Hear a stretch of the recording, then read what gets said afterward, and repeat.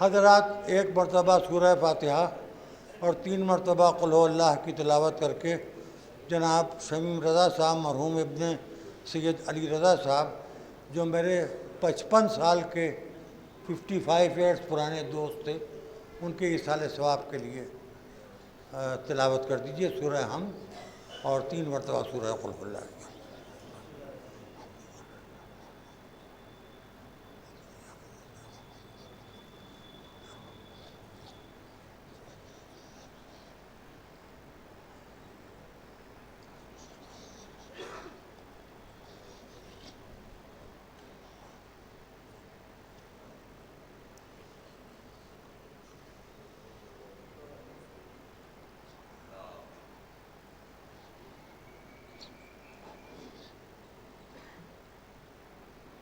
فاتحہ.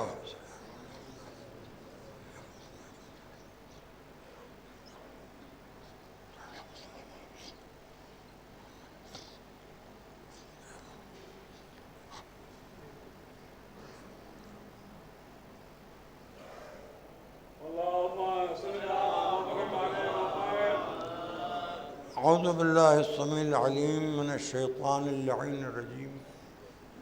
بسم اللہ الرحمن الرحیم.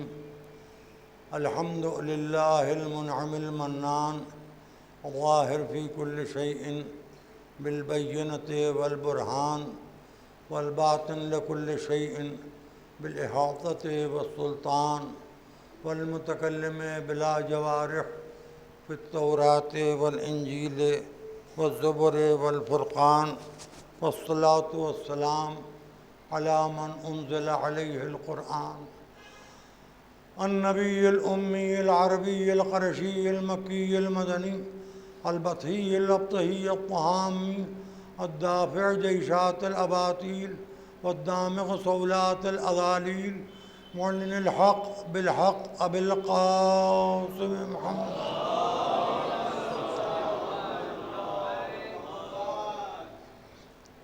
وعلى أهل بيت الطيبين الطاهرين المعصومين المظلومين الذين أذهب الله عنهم الرجس وطهرهم تطهيرا.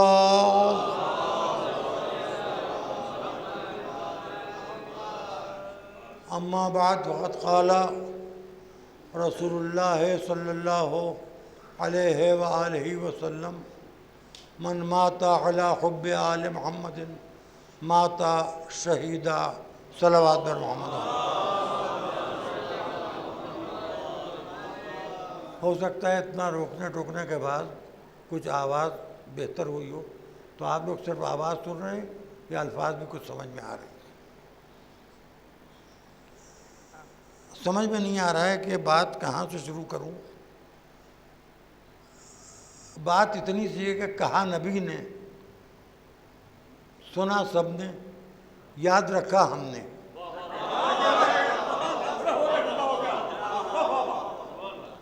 نبی نے یہ کہا تھا کہ جو اہل بیت کی محبت میں مر جائے وہ شہید ہے. مار ڈالے نہیں، مر جائے. مار ڈالنے والا شہید نہیں ہے، مر جانے والا شہید ہے. جو مر جائے وہ شہید ہے. اب اس جملے میں بیک وقت 3 فلسفے مجھ ایسے جاہل ترین شخص کی سمجھ میں اتنے شعراء کرام کا ذہنی بوجھ جھیل لینے کے بعد جو کیفیت میری ہو رہی ہے وہ میں ہی جانتا ہوں. اور یہ میں ہی مرنے سے پہلے بدل دوں گا یہ طریقہ. اب مرنے والوں کے لیے مسالمے الگ ہوں گے، مجلس الگ ہوگی. ورنہ پامال سمے اسپان شعراء کرام خطابتیں مجھ ایسے خطیب سے جو سوئی ہوئی ذاکری نہیں کرتا، جاگتا ہوا مجمع چاہتا ہے، میرے لیے سزا ہے. اور جو شاعر شروع ہو گیا بس شروع ہو گیا، اور ہر شاعر شاعر ہے، اور اسی لیے شاعری میری سمجھ میں نہیں آتی. مجلسوں سے پہلے خوب اچھی لگتی ہے مسالموں میں اور قصیدہ خوانیوں میں. اگر کچھ مقرر ہیں جو قصیدہ خوانیوں میں چپک جاتی ہیں کہ قصیدہ خوانی میں اتفاق سے جانے کا اتفاق ہوا، عرصہ ہوا، قصیدہ خوانیوں میں بھی انہی مقرروں کی وجہ سے جانا چھوڑ دیا، مخططی ہوتی ہیں. آخر میں کہنے لگے کچھ سمجھ میں نہیں آیا، کہنے لگے حضرت علی کی سیرت پہ چلیے. میں نے کہا ارے 18ویں شعبان کو یہ کہو کہ امام زمانہ کی سیرت پہ چلیے اور غائب ہو جاؤ. مولوی صاحب چپکے تو چپک گئے. بہرحال اس میں 3 باتیں ہیں، میں نے آپ کے ذہن کو ہلکا کیا. اور ایک خدا کا شکر ہے یہاں اکابر تنظیم المکاتب تشریف فرمائیں، ابھی مجھ پر کفر کا فتویٰ لگ جاتا. اذان جھیل لے گئے شعراء، ورنہ یہ ہوتا کہ اذان ہو رہی تھی اور یہ بدعقیدہ اگر ہوئی یعنی بدعقیدہ میں نہیں ہوں، ہاں یعنی بدعمال اگر ہوئی، یہ مجلس پڑھا تھا، اس نے اللہ اکبر کا احترام نہیں کیا. تو چلیے اللہ اکبر کی بھی حرمت تھی، شعراء نے کی، میں نے نہیں کی.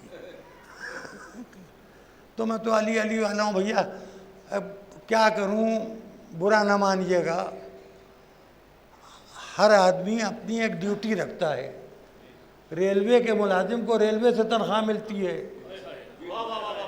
اور پنشن ملتی ہے.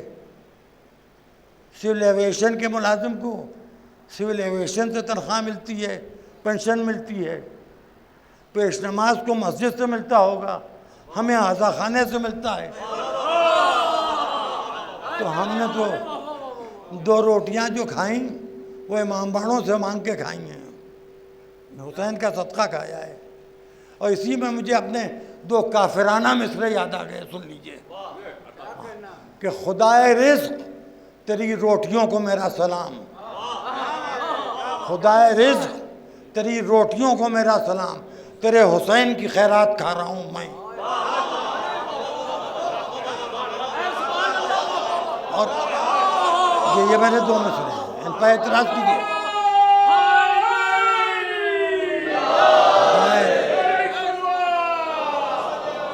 خدائے رزق تیری روٹیوں کو میرا سلام، تیرے حسین کی خیرات کھا رہا ہوں میں. مجھے حسین نے اتنا دے دیا کہ رزق حسن سے فرصتی نہ ملی. تو عزیزو 3 چیزیں ہیں. ایک بنیاد یہ ہے کہ آدمی زندگی چاہے جیسے گزارے، لیکن اس کی زندگی میں محبت ضروری ہے. یہ حدیث رسول میں ایک بات ہوئی ہے، محبت. اچھا محبت بھی صحیح سے ہو، غلط سے نہ ہو.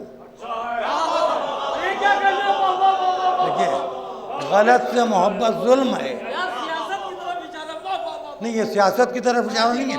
یہ بنی امیہ، بنی عباس، تغلق اور بابر، مغل، ان ظالم بادشاہوں کی طرف اشارہ ہے. اس کا تعلق نریندر مودی سے نہیں ہے، اس کا تعلق عبد الرزاق سے ہے. سمجھا؟ میں ہندوؤں کو نہیں کہہ رہا ہوں، میں ان ظالم سنیوں کو کہہ رہا ہوں جو وہابیت کے نام کے اوپر داعش بنے ہوئے ہیں. صاف صاف سنیے، یہ ہندوستان آزاد ہے، ہر ایک کو سچ اپنی بات کہنے کا حق حاصل ہے. کون سی سیاست ہے؟ سیاست میں کہاں سے سیاسی مجلس کیوں پڑھوں گا میں؟ سیاست تقریریں کرنا ہوں گی تو کیا میرے لیے سیاسی اسٹیج کم ہے؟ میں خالص مذہبی بات کر رہا ہوں.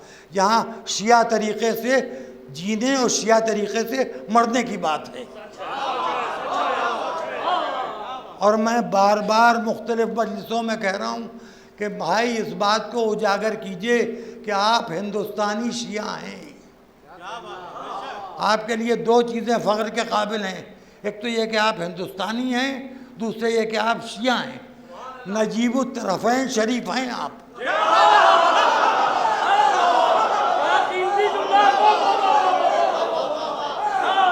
آپ ہندوستانی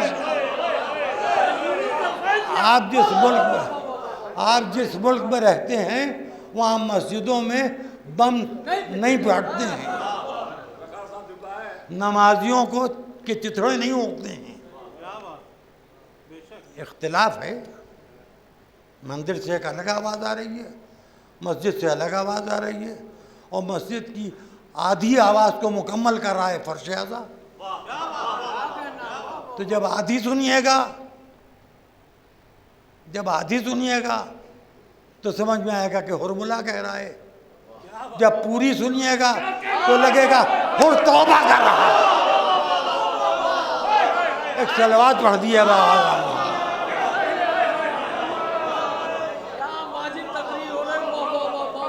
اب آپ ملاحظہ فرمائیں. ویسے آپ جتنی میری تعریف کر رہے ہیں، میں جو میری تعریف کرتا تھا اسے چائے پلاتا تھا، آپ اتنی تعریف کریں میں آپ کو کھانا کھلاؤں گا. آج کل ابلے ہوئے ویجیٹیبل کھا رہا ہوں. ہاں، اس لیے سخی احمد خان بنا ہوں. ہاں، ایک صلوات بآواز.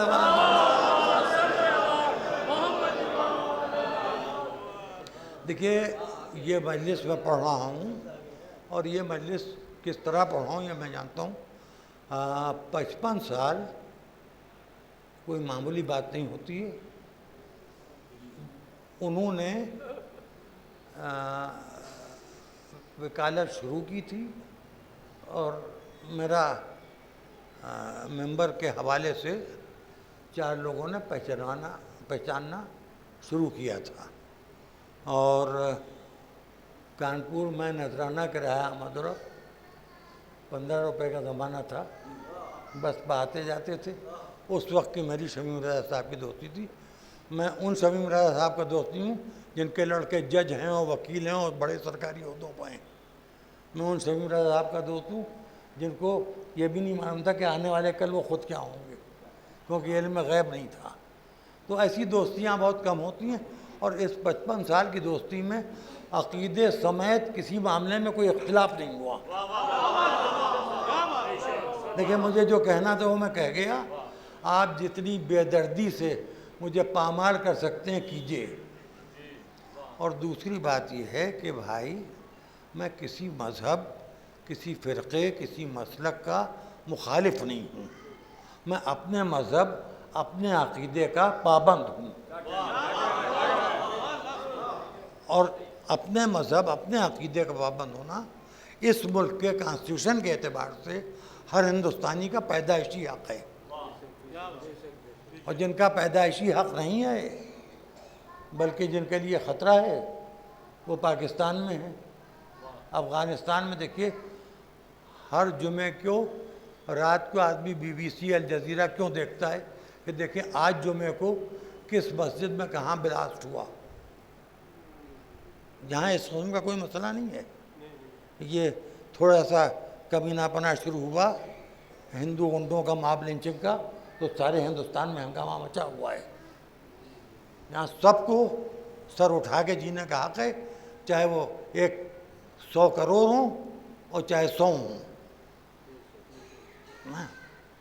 اور یہ سب سیاسی باتیں، تو سیاسی باتوں میں زیادہ مجلس سے اس کا کوئی تعلق نہیں ہے، اور وہ سیاسی باتوں کے لیے الگ موضوع ہے.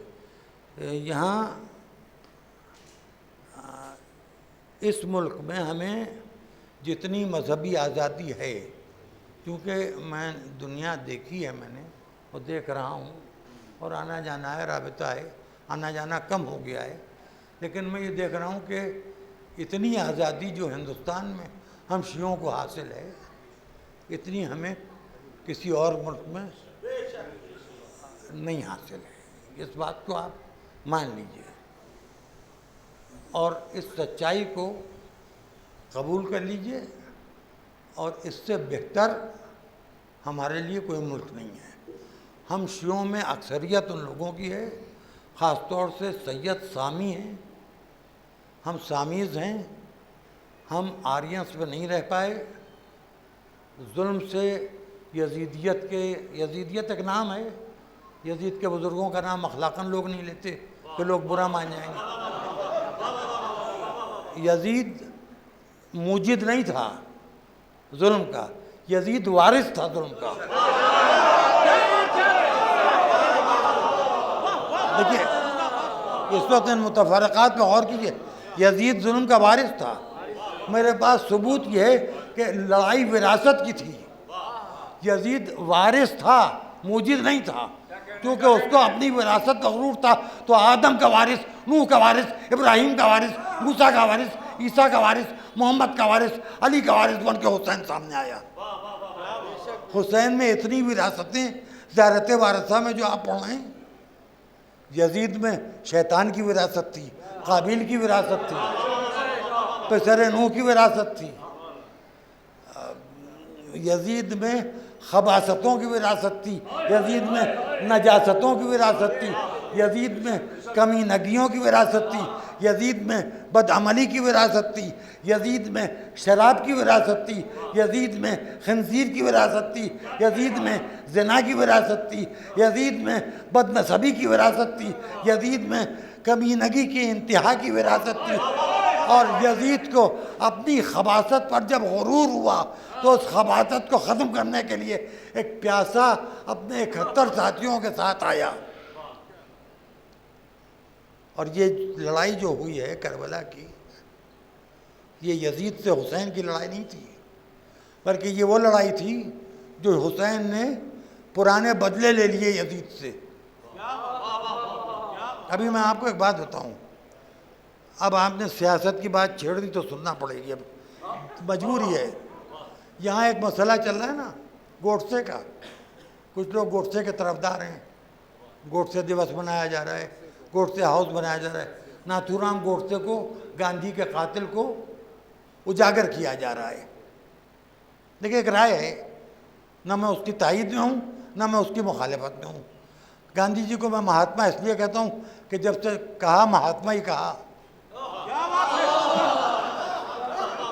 تو مہاتما کہنے کا عادی ہوں۔ اور یہ معلوم ہے کہ گاندھی جی بنیادی طور پر امن پسند تھے، تو جس کو امن اچھا لگتا ہے، شانتی اچھی لگتی ہے، اس کو ہم آدھے سے زیادہ شیعہ سمجھتے ہیں۔ اب یہ ہماری معلوم نہیں کیوں، یہ ہماری خرابی کہہ لیجئے، کمی کہہ لیجئے۔ تو لیکن آپ یہ بتائیے کہ گوڈسے کے طرفدار اس ہندوستان میں ہیں۔ گاندھی جی کے قتل کو کئے سال ہوئے؟ 70 سال۔ 70 سال میں گوڈسے کے طرفدار نمودار ہو گئے۔ 1400 سال میں ایک بھی نہ ملا جو کہے کہ وہ یزید کا طرفدار ہے۔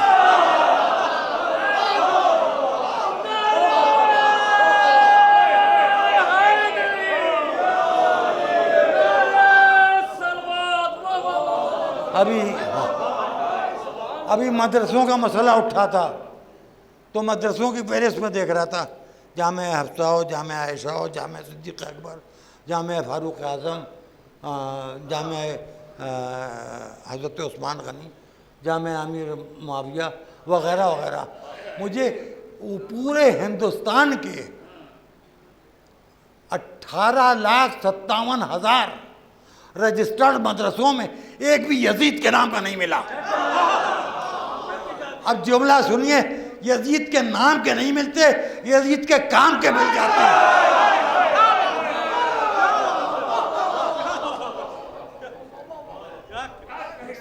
ایک صلوات پڑھ دیں بآواز بلند اگر دیں۔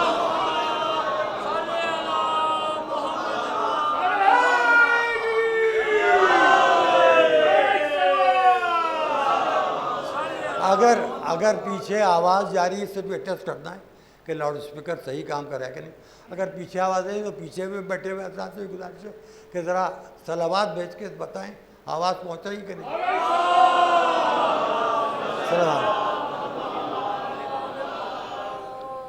تو دیکھیے اصل میں اسلام کے لیے تو آج کل بہت ڈسکشنز بہت چل رہے ہیں، مختلف پارٹیوں کے لوگ بیٹھتے ہیں، ٹی وی کے اوپر وقت ضائع ہوتا ہے، اور اسلام کا دہشت گردی سے کوئی تعلق نہیں۔ اے بھیا، دہشت گردی کا اسلام سے تعلق نہیں تو پھر اسلام کا تعلق ہے کس چیز سے؟ خالص آتنکواد کا دھرم ہے۔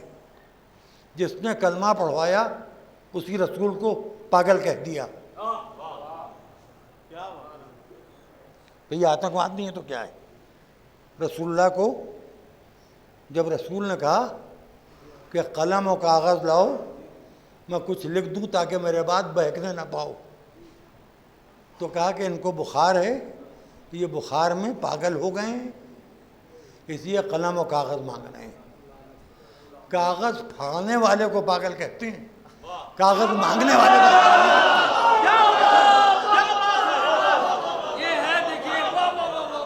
دیکھیے.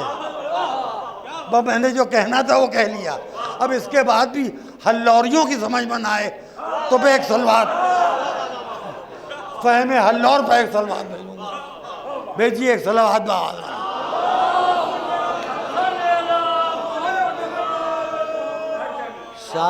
شاعر کے پاس گنجائش ہوتی ہے کہ وہ اپنا شعر 2 مرتبہ 3 مرتبہ پڑھے. آریٹر کے پاس, خطیب کے پاس یہ گنجائش نہیں ہوتی.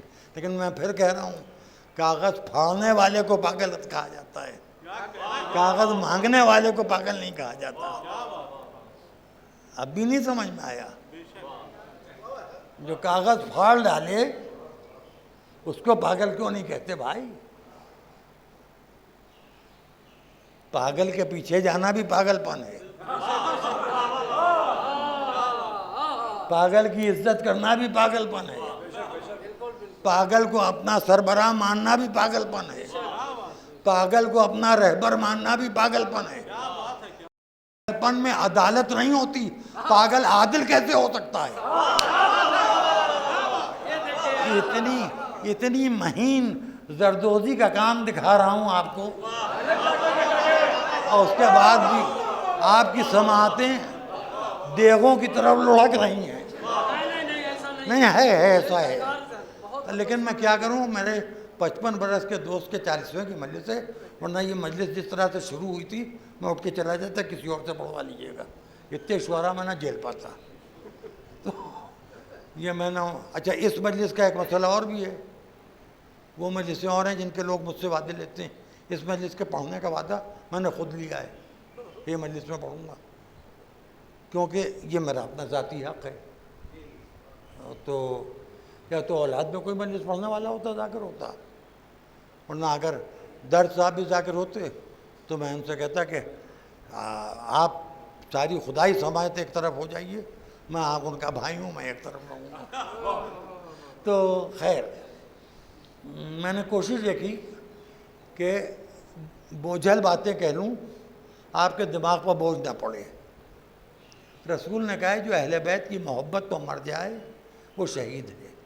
اب یہاں پر ایک سوال ہے, دیکھیے یہ علماء بیٹھے ہیں, مدرسین بیٹھے ہیں, آپ حضور یہ بتائیے کہ اصل متن یہی تو ہے نا, جو اہل بیت کی محبت پر مر جائے وہ شہید ہے. اس میں یہ شرط تو نہیں رکھی گئی کہ کلمہ پڑھ کے مر جائے. کیوں نہیں رکھی؟ کیوں نہیں عرض کروں گا کیوں نہیں رکھی؟ نماز پڑھ کے مرے, روزہ رکھ کے مرے, حج کر کے مرے. جب اہل بیت سے محبت ہوگی تو یہ سب چیزیں تو خود بخود آ جائیں گی. بھائی مسئلہ یہ ہے کہ آپ اپنے گھر میں رہتے ہیں تو آپ یہ کہہ رہے ہیں کہ یہ کنجی جو ہے, یہ چابی جو ہے یہ میرے گھر کی ہے. آپ نے ایک چابی نکالی, آپ نے کہا یہ میری کار کی چابی ہے, تو اس کا مطلب یہ کہ کار میں جو کچھ ہے وہ سب آپ کا ہے. تو اہل بیت سے جب محبت ہو جائے گی, دیکھیے محبت بھی 2 طرح کی ہے, معاف کیجیے گا. ایک محبت بدنامی سے بچنے کے لیے ہے جو یزیدی اختیار کرتے ہیں. ہم تو سیدنا حسین رضی اللہ تعالیٰ عنہ کے بہت عقیدت مند ہیں. ہم تو سیدنا حضرت علی کرم اللہ وجہہ کہ کیا کہنا صاحب ذوالفقار کا, ان کے بہت عقیدت مند ہیں. ایک یہ کہ سلمان بن کے دکھاؤ, ابو ذر بن کے دکھاؤ, میثم بن کے دکھاؤ, یہ بھی پاگل پن ہے. سلمان, میثم, ابو ذر نہیں بن پاؤ گے. ایسے بن جاؤ کہ لوگ تمہیں, ہائے ہائے بڑا سخت جملہ ہے, کہہ رہا ہوں برا لگے معاف کر دیجیے گا, لوگ آپ کو سلمان والا سمجھیں, مسلمان والا نہ سمجھیں.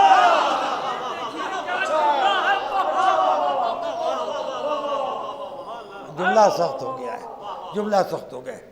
سب سے زیادہ اس وقت دنیا میں مسلمان بدنام ہے. بم,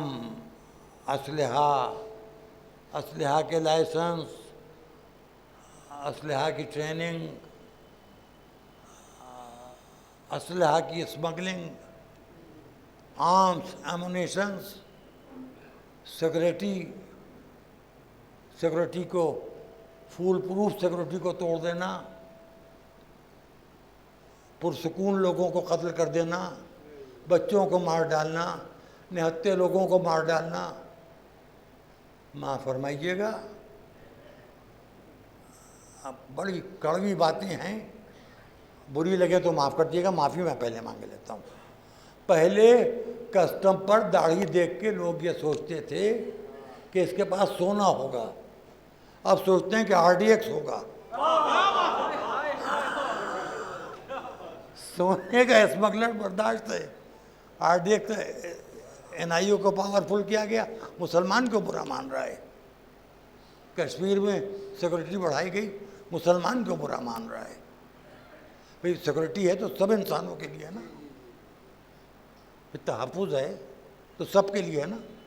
ٹریفک لا، قانون راستہ چلنے کے سخت کیے جا رہے ہیں، تو میں تو بہت خوش ہوں کہ 2-3 سواریاں بغیر ہیلمٹ کے جو دکھائی دیتی ہیں نوجوانوں کی، مجھے بائک پر جاتے ہوئے جی چاہتا ہے کہ سڑک کو بروک کے ایک تماچا ماروں۔ گھر میں ماں باپ انتظار کر رہے ہیں، آپ نقشہ بازی میں بغیر ہیلمٹ کے، اور اس برسات میں، اور اسپیڈ آپ کی وہ ہے جو کسی ٹی وی سیریل یا کسی فلم میں دیکھ لی ہوگی۔ ہاں، اپنی جان کے پیچھے خود پڑے ہم نے۔ دیکھیں سیلفیاں لینے کے چکر میں کتنی جانیں جا رہی ہیں، تو یہ مجھے اچھا لگے گا۔ اسلام سلامتی اگر نہیں ہے تو اسلام نہیں ہے، اور سلامتی کے لیے کسی مذہب کی قید نہیں ہے، وہ کسی بھی مذہب کا ہو، مذہب جاننا ضروری نہیں ہے۔ حسین ابن علی نے ہمیں کربلا کے میدان میں ایک دن میں کیا دیا؟ لوگ یہ تو پوچھتے ہیں کہ مقصد سمجھیے، تو سنیے، حسین ابن علی نے جینے کا ہنر دے دیا،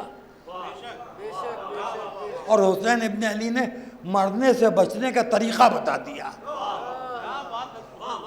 اگر ظالم کے ظلم کو برداشت کر لو گے تو پھر مر نہیں پاؤ گے۔ ایک بات یاد رکھنا، جو ہارے گا اس کا منہ لٹکے گا، جو جیتے گا وہ مسکرائے گا۔ لاکھوں کا لشکر تھا یزید کا، ایک بھی نہیں مسکرایا۔ 6 مہینے کے بچے نے مسکرا کے بتا دیا،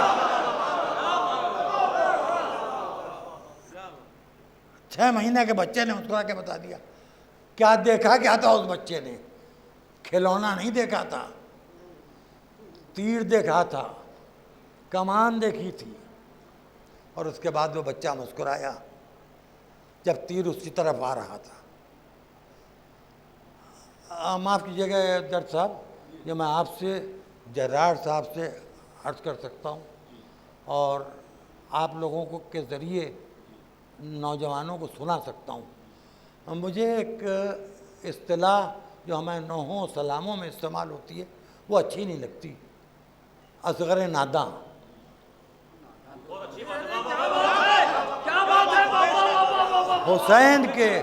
حسین کے لشکر میں سب سے زیادہ سمجھدار یہ 6 مہینے کا بچہ تھا۔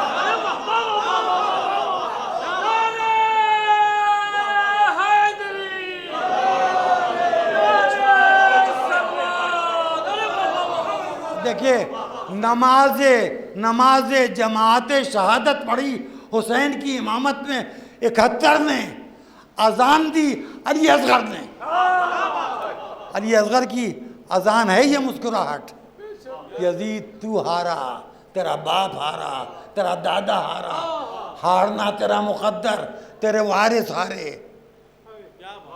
اب ذرا غور کیجئے، ایک وارث ہے، ہاتھوں میں ہتھکڑیاں، پیروں میں بیڑیاں، کمر میں لنگر، گلے میں طوق خاردار، اور دوسرا یزید کا بیٹا ہے۔ یزید کا بیٹا حکومت چھوڑ کے چلا گیا کہ اس حکومت کے تخت کے چاروں پائے رسول کے خاندان کے خون میں ڈوبے ہوئے ہیں۔ دیکھیے، ایک یہ کہ آدمی کی اولاد نہیں ہے، یزید وہ بدقسمت ہے جو اولاد رکھتے ہوئے لاولد ہو گیا۔ ارے میں کچھ کہہ رہا ہوں.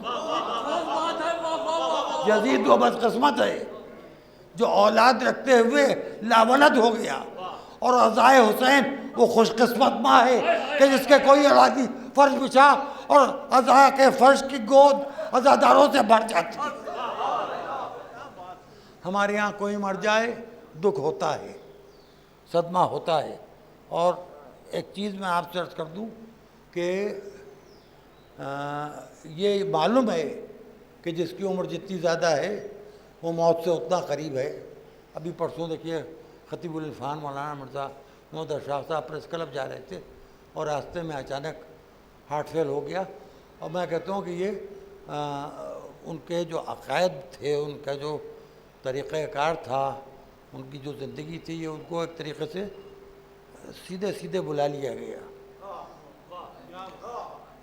یہی شمیم رضا صاحب کے ساتھ بھی ہوا. یعنی اچھا میں تو دعا کرتا ہوں بھائی بڈھو سن لو، میں بھی مرنے کے قریب ہوں، تم بھی مرنے کے قریب ہو، لیکن بڈھے مرنے سے ڈرتے بہت ہیں، جبکہ ہم ہی لوگ مرنے والے لوگ ہیں. اچھا کسی بھی بڈھے سے اس کی عمر پوچھیے اور اس سے پوچھیے آپ کو ٹھیک ٹھاک کوئی بیماری ہوئی کہ نہیں، نادیہ علی پڑھ کے اپنے وہاں پھونکنے لگے گا، آپ کو گالیاں دینے لگے گا. ہاں یعنی بڈھوں کا بہترین علاج ہے کہ ہاں اگر اچھا بڈھے بور بھی ہوتے ہیں، ہر بڈھا میری طرح نہیں ہوتا، تو بور کر رہا ہے تو اس سے وہ پوچھ لیجیے چچا کب ارادہ ہے جانے کا، گالیاں دیتا ہوا چلا جائے گا. تو میں یہ کہہ رہا ہوں کہ ہر مرنے والے کی آخری تمنا یہ ہوتی ہے کہ میں کچھ دن اور جی لوں. ہماری بھی ہوتی ہے، ایسا نہیں کہ ہمیں نہیں ہے، ورنہ ہمیں پاس فالتو پیسے نہیں ہیں جو ہم جو کہ اپالو ہوٹل وہ کوئی ہوٹل نہیں ہے کہ وہاں جا کے انجوائے کر رہے ہیں. اپالو ہاسپٹل کو خواہ مخواہ اپنی کمائی یوں ہی نہیں دے رہے ہیں، یوں ہی نہیں نبضیں دکھلا رہے ہیں، یوں ہی نہیں اپنا چیک اپ کرا رہے ہیں، ہر ایک کو ہے. لیکن میاں ایک بات آپ سے عرض کریں کہ ایک اطمینان یہ رہتا ہے کہ جو سنا ہے، پڑھا ہے، علماء سے معلوم کیا ہے، پڑھا کیا ہے، سنا ہے اور علماء کے زبان سے سنا ہے، کچھ ایک دو دینیات کی کتابیں ابتدائی میں پڑھی، اس میں یہ چیز سامنے آئی ہے کہ قبر میں عذاب ہوگا اور حساب کتاب ہوگا ہی ہوگا. لیکن ایک اطمینان یہ رہتا ہے کہ ہم اکیلے دفن نہیں ہو رہے ہیں، خاک شفا بھی ہمارے ساتھ جا رہی ہے. بس ایک شعر سنا رہا ہوں آپ کو، اپنا ایک مطلع سناؤں گا، آپ کو تو سنا ہوا ہے کئی مرتبہ کا، میرا اپنا ایک مطلع ہے اور سنیے گا اس کو اور یاد رکھیے گا. میں قبر میں بھی خاک شفا ساتھ لے گیا. ہاں ایک بات سن لیجیے آپ لوگ، آپ نوجوان حضرات ہیں، آپ بچے ہیں، طالب علم ہیں، میرے بچوں سے چھوٹے ہیں، میرے بچوں کے ہم ہیں، آپ ہمیشہ اپنے ساتھ سفر میں خاک شفا رکھیے. خاک شفا رکھنے سے آدمی ہزاروں بلاؤں سے محفوظ رہتا ہے اور خیریت سے گھر واپس آتا ہے. مسافر کو خاک شفا رکھنا چاہیے. میں قبر میں بھی خاک شفا ساتھ لے گیا، میں قبر میں بھی خاک شفا ساتھ لے گیا، بیمار تھا سفر میں دوا ساتھ لے گیا. یہ خاک شفا دنیا میں بھی دوا ہے اور وہاں تک کہ یہ دوا ہے. اب آپ دیکھیے 72 لوگوں نے خون دیا.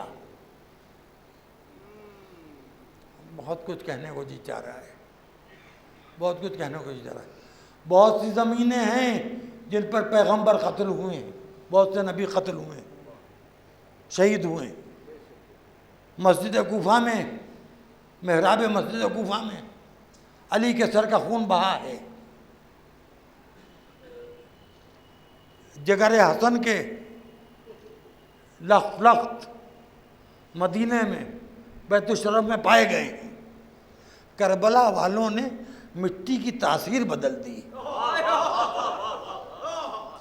کعبے کے اندر تک کی مٹی خاک شفا نہیں ہے، اور کعبے کے اندر کی بھی مٹی کھانا، یہ نوجوان علماء بیٹھے پوچھ لیے، مٹی کھانا حرام ہے، مٹی کھانا حرام ہے، مٹی نہیں کھانا چاہیے.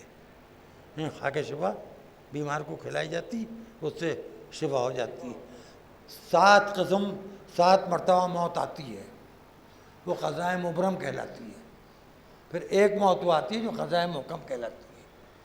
نیکیاں کرنے سے، صدقہ دینے سے، خیرات دینے سے، اچھا کام کرنے سے، بیماروں کی خدمت کرنے سے، اجنبی کو راستہ بتانے سے، مسافر کے کام آنے سے، یتیم بچے کی سرپرستی کرنے سے، بیوہ کو بہن بنا کے اس کی خدمت کرنے سے، بوڑھے معذور لوگوں کی خدمت کرنے سے موت ٹلتی ہے۔ 7 مرتبہ موت ٹلتی ہے۔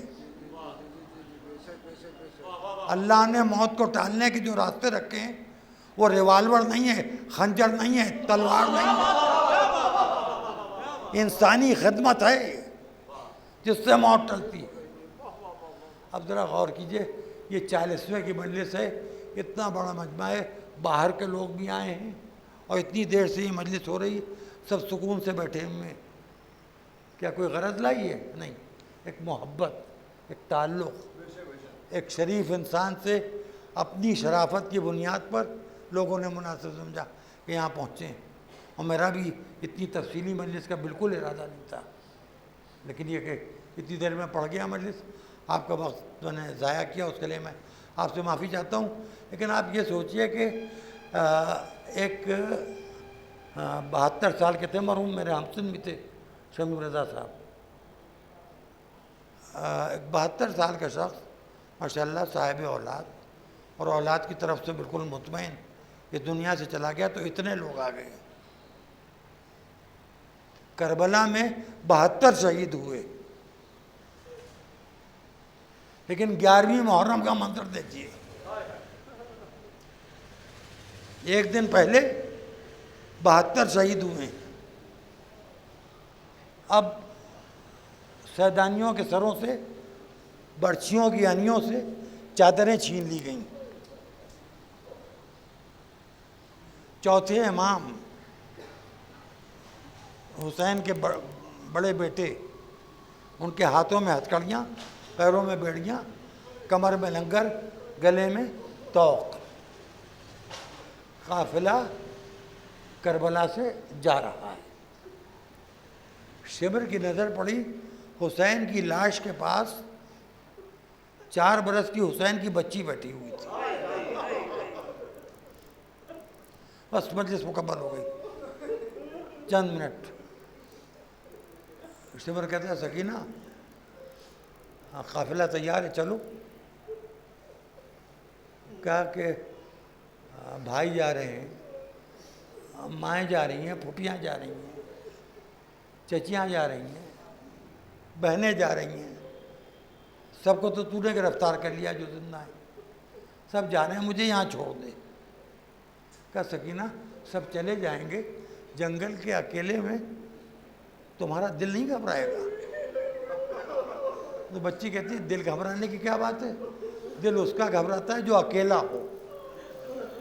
اس جنگل میں تو ہر طرف میرا خاندان لاشوں کی شکل میں بکھرا پڑا ہے، میرے بھائی یہاں، میرے چچا یہاں، میرا بابا یہاں، تو مجھے گھبرانے کی کیا ضرورت ہے؟ کہا مگر سکینہ تم کیوں رکنا چاہتی ہو؟ کہا قافلہ چلا جائے تو مجھے 3 کام ہیں، وہ کام انجام دے لوں، اس کے بعد کسی بھی سپاہی کو بلا کے مجھے بھی گرفتار کروا کے وہیں پہنچوا دینا جہاں اماں ہوں گی، جہاں پھوپھی ہوں گی۔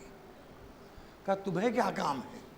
کہا جب قافلہ چلا جائے گا تو دریا کے کنارے جاؤں گی اور چلوؤں میں پانی لا کے اپنے 3 دن کے پیاسے بابا کی لاش پہ چھڑکوں گی، کیونکہ جب کوئی مر جاتا ہے تو اس کو نہلایا جاتا ہے۔ میرا بابا 3 دن کی پیاس میں مارا گیا اور میرے بابا کو پانی نصیب نہیں ہوا، تو میں چلوؤں سے بابا کی لاش پر پانی چھڑکوں گی۔ اور دوسرا کام یہ ہے کہ تم ظالموں نے میرے بابا کا کرتا تک کے پھاڑ کے اتار لیا کہ کرتے میں اگر کچھ سامان ہو یا کچھ چیزیں ہوں جو تمہارے کام آ سکیں، تو تم نے کرتا تک کے پھاڑ دیا ہے میرے بابا کا، اور زخم ہے پوری لاش پر، 1900 زخم تھے حسین کی لاش پر۔ 1900 زخم جو گنے گئے ہیں۔ اب کتنے زخم ہوتے جو گھاؤ پہ گھاؤ آیا ہے۔ اب دیکھیے میں کہا کہ میں جنگل سے پتے چن کے لاؤں گی، میرے بابا کو کفن نہیں دیا گیا، میں پتوں سے اپنے بابا کی لاش کو ڈھکوں گی، اس کے بعد راستے پر بیٹھ جاؤں گی، اگر مسلمانوں کا کوئی قافلہ گزرا تو آواز دوں گی ایھا المسلمون الصلاۃ علی الغریب، اے مسلمانوں ایک غریب الوطن سید کی لاش پڑی ہے، نماز جنازہ میں شریک ہو جاؤ۔ میں اپنے بابا کو غسل دینا چاہتی ہوں، پتوں کا کفن پہنانا چاہتی ہوں۔ شمر آگے بڑھا، شمر نے بچی کو تماچے مارنا شروع کیا، سکینہ نے نجف کا رخ کیا، اے دادا یہ ظالم بابا کو چلو و پانی کا غسل اور پتوں کا کفن بھی نہیں دینے دینا چاہتا۔ سیعلم الذین ظلموا ایھا منقلب ینقلبون۔ حضرات ایک مرتبہ سورہ فاتحہ اور 3 مرتبہ قل هو اللہ کی تلاوت کر کے سید شمیع رضا صاحب رضوی ابن سید علی رضا صاحب رضوی کے لیے ایصال ثواب کرنا۔